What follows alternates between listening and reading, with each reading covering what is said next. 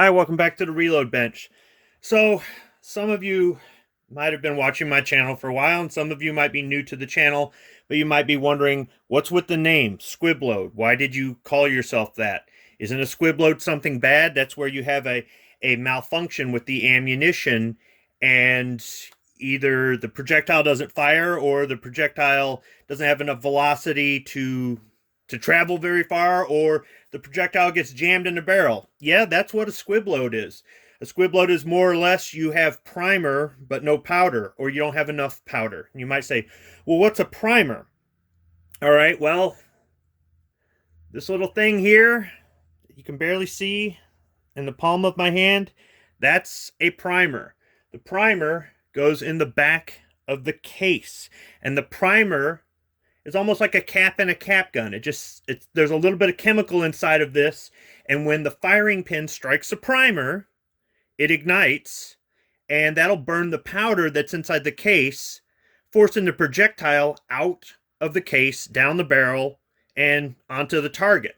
If you don't have any powder in there, the primer does create enough pressure inside of this case to make that projectile pop out and possibly jam in the barrel.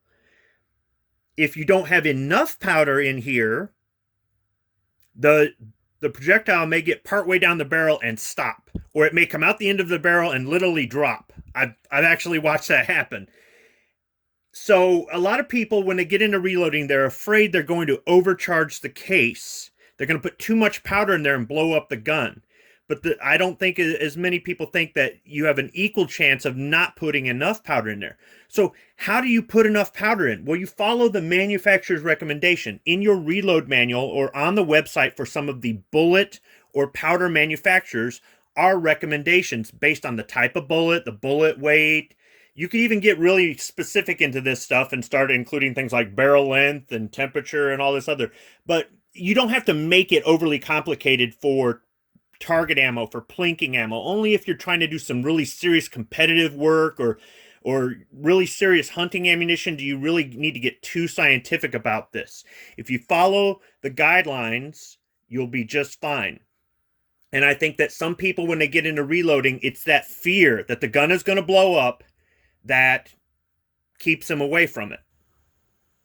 So when I first got onto YouTube, I noticed that other people had handles. Some people go by their real name, and other people use handles, and I thought I'd go ahead and use a handle, and I wanted to poke fun at myself.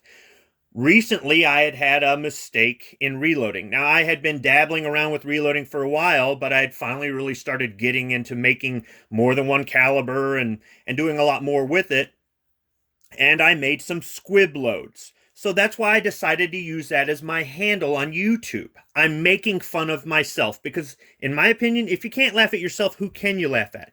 And you might say, well, what happened with the squib load? Well, this is what happened. This is the original barrel out of this Ruger SR 1911. And you see all these scorch marks? That's from me trying to melt lead.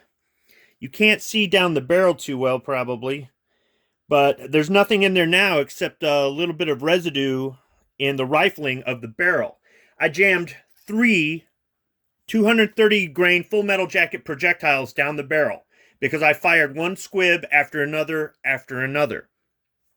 And I ended up putting the barrel in a vise and using a long pin punch to push each bullet out, and they deformed as they came out, and I ended up with a lot of impacted matter inside the barrel. So what I did was I took a propane torch to try to heat it up, thinking lead will melt before steel will. Well, all that really did was scorch the barrel. I have no idea if it damaged the integrity of the barrel, and there was still residue in there, and I just said forget it. I found an online source for replacement barrel, and I've been using that since. That barrel is plus P rated, just like the Ruger barrel, and I've been very happy with it. In the Gunstreamer version of this video, I will include a link to that manufacturer. If you ever need a 1911 barrel, I can say for years I've used this, and it's a great replacement barrel.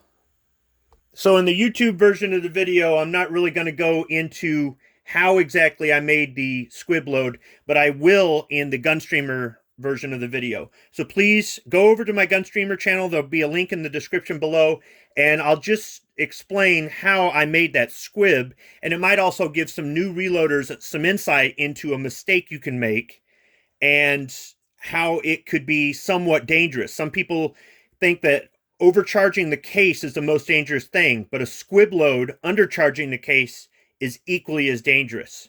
Thanks for watching.